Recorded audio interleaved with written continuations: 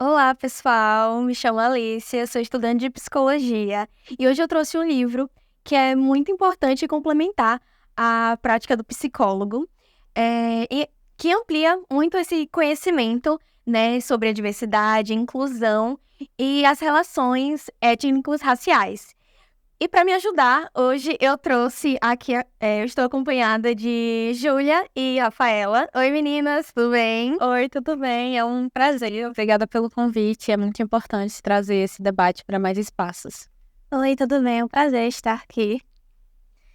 Bom, o livro, eh, o livro em questão que a gente escolheu foi o Repensar o Suicídio, dos organizadores Luana Lima e Paulo Vitor, em conjunto com outros autores. E esse livro, ele traz um conjunto de conhecimentos brasileiros produzidos em suicidologia, trazendo uma reflexão acerca do significado, da percepção e das condições do suicídio, com o intuito de repensar os modos de intervenção e de atuação no processo de prevenção. Mas o foco hoje vai ser no capítulo 5, que seria as reflexões sobre o fenômeno do suicídio em corpos negros LGBTQIAPN+, marcados para morrer, mas recusam a ontologia colonial. Para começar, o autor ele abre o capítulo com um relato pessoal. Por que vocês acham que ele traz esse caminho tão íntimo?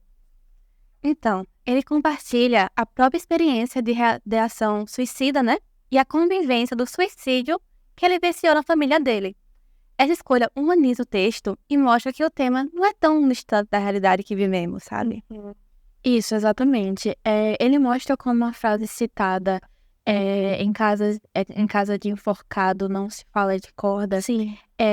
A gente priva a gente de entender o suicídio de uma forma mais crítica, de, né, realmente estar por dentro desse assunto, entender com um olhar humanizado, mas diferenciado. Um olhar onde se pesquisa, tem dados e fatos. Então, o relato é transformador em reflexão, né? Nada mais é do que um convite para a gente entender esse fenômeno com um problema, mais do que um problema individual, um problema da sociedade. Exato. E aí que surge a compreensão que a dor não nasce do corpo doente, sabe? Mas de uma sociedade que exclui, oprime e adoece o indivíduo. De fato, realmente.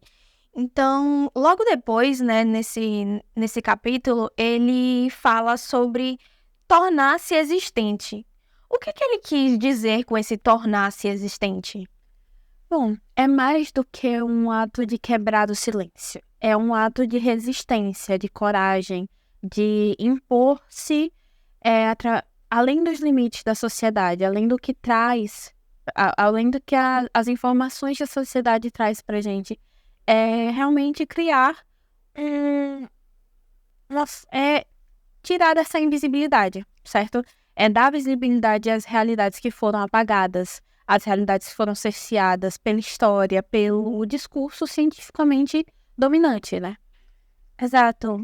Então, é assumir a própria voz e recusar o destino que a sociedade tenta impor, né?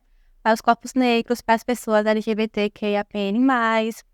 Não é só denunciar, sabe? É dizer, eu existo e não aceito ser apagado. Isso. E isso exige coragem, como eu tinha dito. É um ato que vai além, né? É um ato que fica para a história. Você faz história tendo esse ato de resistência, esse ato de coragem, porque a sociedade ela construiu mecanismos através dessa história, através dessa marginalização, né?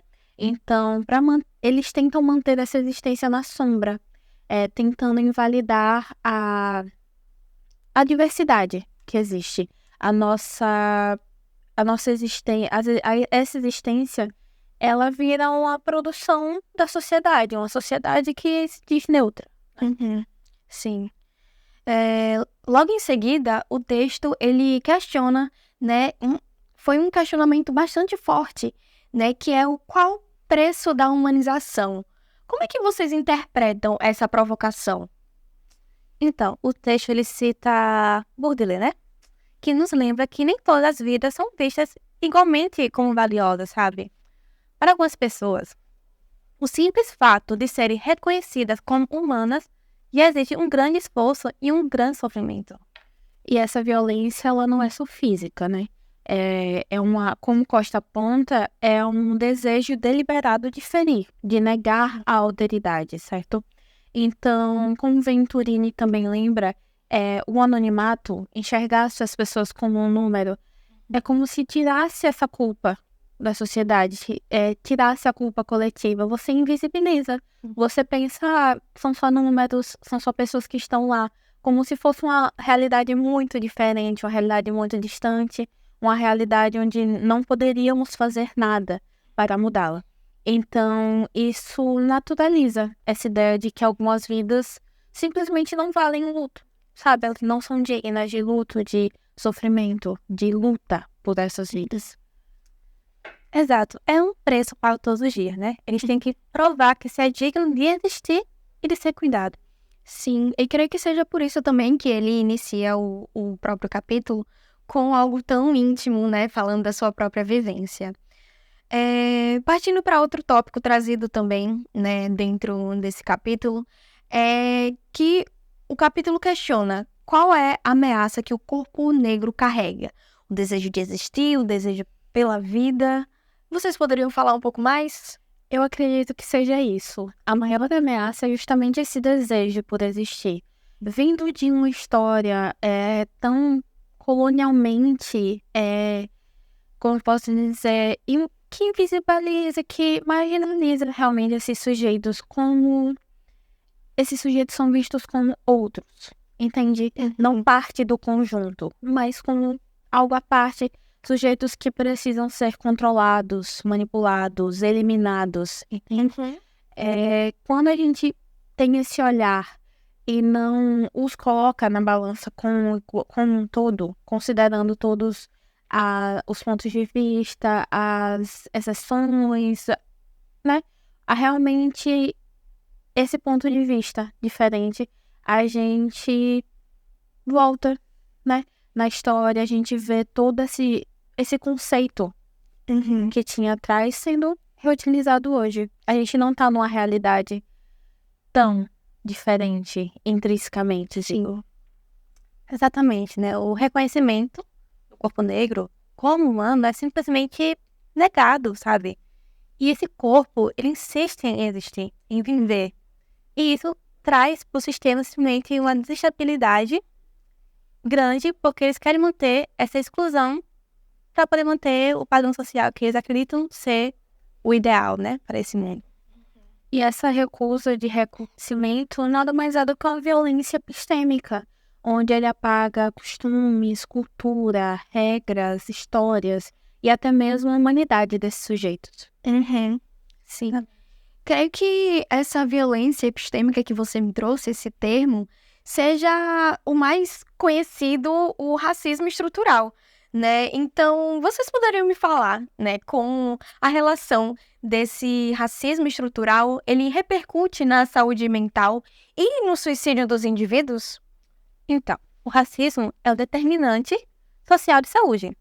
Isso é um fato. Então, ele não afeta uma pessoa porque ela é negra.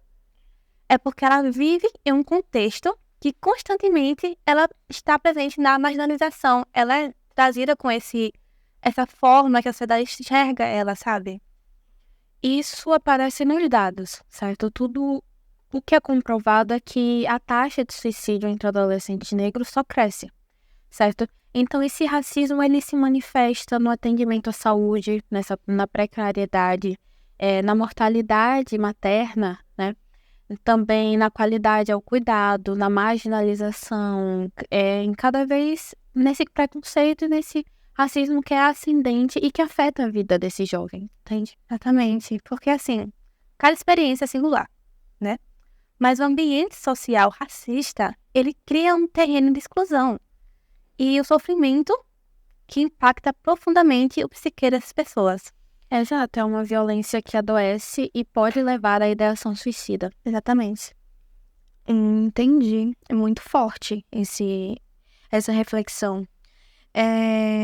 O autor também, ele fala como o racismo, o classicismo e a LGBTfobia, eles negam a alteridade.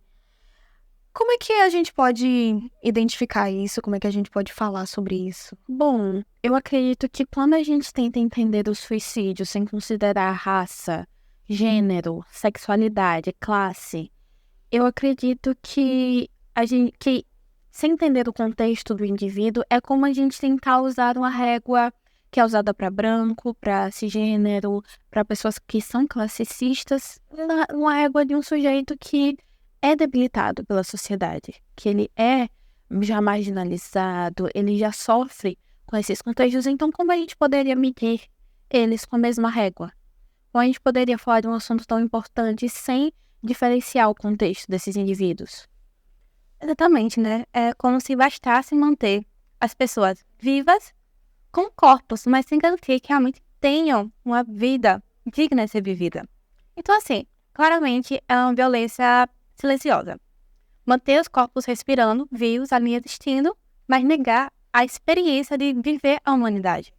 Sim, e é por isso, eu acredito que seja por isso que o autor convoca a psicologia, convoca as políticas públicas a se repensarem, a se reinventarem.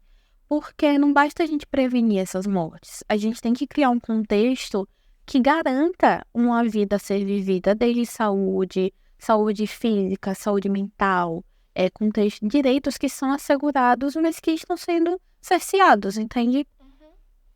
De fato, é muito importante, né, a atuação da psicologia de políticas públicas, né, a implementação de políticas públicas para esse público, né, que tenha uma visão mais focada, mais idealizada mesmo para aqueles que estão à margem da sociedade, né? Então, essa conversa foi super potente, importante, né? Que então hoje a gente entende, né, e repensa sobre o suicídio e que exige esse olhar de interseção entre raça, gênero e sexualidade para poder enfrentar, né, as estruturas sociais que decidem quais vidas merecem existir. Exatamente, até porque falar de suicídio é falar de justiça, é falar de vida, é falar de dignidade. E de resistência, né? Exato. Eu acho que o reconhecimento dessas dores é o primeiro passo para uma mudança. É ter acesso a essas informações é o primeiro passo para uma mudança. Muito obrigada, Rafaela e Júlia. E vocês que nos ouvem, né? Que essa reflexão ecoe, né, além desse episódio. E muito obrigada, gente. Tchau!